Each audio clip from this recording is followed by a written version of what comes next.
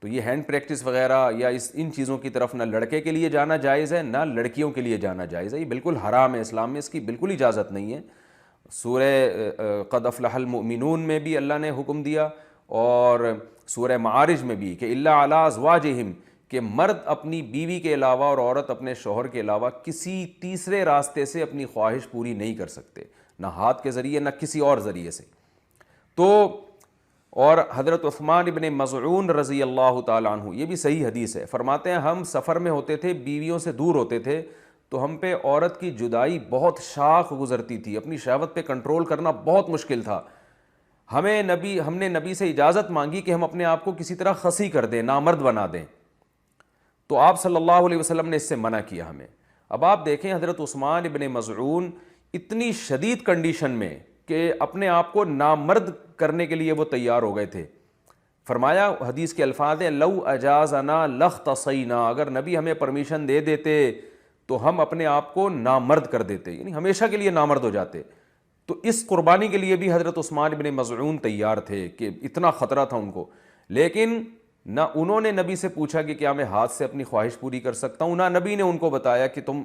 یعنی ہاتھ کے ذریعے مجبوری میں اپنی خواہش پوری کر لیا کرو، نہ نہ نہ نہ نہ، نبی نے ان کو بھی حکم دیا ایسے موقع پہ، تزوجوا الودود الولود فانی مباہی بکم الامم، محبت کرنے والی عورت سے اور اولاد جننے والی عورت سے نکاح کرو، میں تمہاری کثرت پہ قیامت کے دن فخر کروں گا۔ تو آپ صلی اللہ علیہ وسلم نے بزبان حال بتا دیا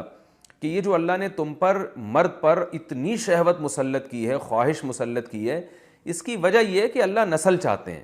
کہ مرد اور عورت کا ملاپ ہو۔ تو مرد اور عورت کو ایک دوسرے سے دور رہنے کے لیے پیدا نہیں کیا ہے، ملاپ کے لیے پیدا کیا ہے۔ تو اس لیے ملاپ کی ایک ناجائز قسم ہے، ایک جائز ہے۔ ناجائز ہے گرل فرینڈ بوائے فرینڈ، یہ حرام ہے۔ ولا متخذات اخدان، ولا متخذی اخدان قرآن کے الفاظ ہیں، کسی لڑکی سے تمہیں دوستی کی اجازت نہیں ہے۔ اور جائز طریقہ کیا ہے جو سورہ مومنون میں اور سورہ معارج میں اللہ نے بیان کیا، الا علی ازواجہم، کہ اپنی بیوی بنا کے اپنی خواہش اس سے پوری کرو، فإنہم غیر ملومین، اور اللہ نے فرمایا یہ لوگ قابل ملامت نہیں ہیں۔ اگر نکاح کے ذریعے آپ خواہش پوری کرو گے تو آپ کو دنیا تو ملامت کرے گی، لیکن اللہ کی نظر میں آپ کو سرٹیفکیٹ مل گیا کہ آپ قابل ملامت نہیں ہیں۔ یہی وجہ ہے کہ علماء نے لکھا ہے کہ جو بیوی کے ذریعے بھی اپنی خواہش پوری کرے نکاح کر کے، اسے ملامت کرنا، اسے طعنہ دینا، اس پہ کفر کا خطرہ ہے، کیونکہ اللہ نے اس کو سرٹیفکیٹ دے دیا کہ بھئی یہ قابل ملامت نہیں ہے۔ تو اپنی جانوں پہ ہم سب کو رحم کرنا چاہیے۔ زنا معاشرے میں بہت تیزی سے پھیل رہا ہے، کو ایجوکیشن سسٹم نے تو ہمارے فیملی سسٹم کو تباہ و برباد کر دیا ہے۔ تو اللہ میاں نے جو اجازت دی ہے، الا علی ازواجہم او ما ملکت ایمانہم، اور کیا فرمایا، فمن ابتغى وراء ذلک، جو نکاح کے علاوہ، اللہ نے ذالکہ جو ہے نا اس میں اشارہ ہے، ہاتھ سے اشارے کے وقت یہ ذالکہ کا لفظ استعمال کیا جاتا ہے، گویا اللہ نکاح کی طرف نا، بیوی کی طرف اشارہ کر کے کہہ رہے ہیں کہ اس کے علاوہ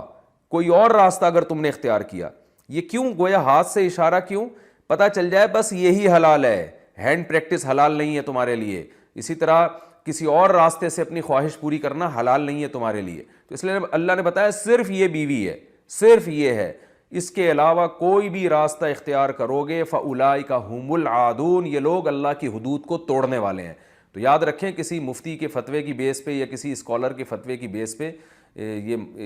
اس کو جو ہینڈ پریکٹس ہے اس کو حلال کرنے کی اجازت نہیں ہے۔ قرآن میں اللہ نے بہت واضح فتویٰ دیا ہوا ہے اس بارے میں۔ تو اس لیے آج کل نوجوان بہت تیزی سے اس طرف جا رہے ہیں، تو بہت احتیاط کی ضرورت ہے اس میں۔